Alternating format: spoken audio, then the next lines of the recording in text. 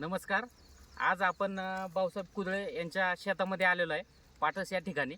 तर आज त्यांना आपण शेतीसाठी एक जबरदस्त रिझल्ट दिलेला आहे. तर आपण त्यांच्या तोंडून ऐकूया की काय रिझल्ट भेटला त्यांना. सर, काय वाटतंय तुम्हाला, काय रिझल्ट भेटलं तुम्हाला? नमस्ते. मी भाऊसाहेब शंकर कुदळे, पाटस गारफाटा. तर कांद्यासाठी आपण इंडिया ग्रोचं भूअस्त्र आणि ओलिप वापरले. तर रासायनिक खत आपण कुठलंही वापरलं नाही किंवा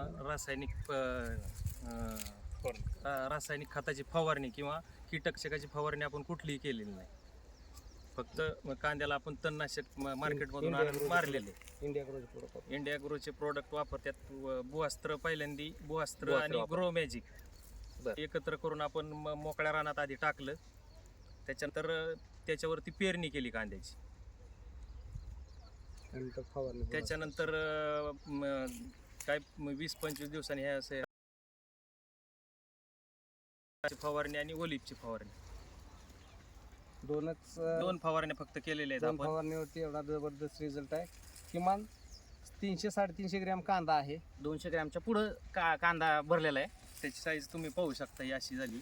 आणि जबरदस्त रिझल्ट त्यांचा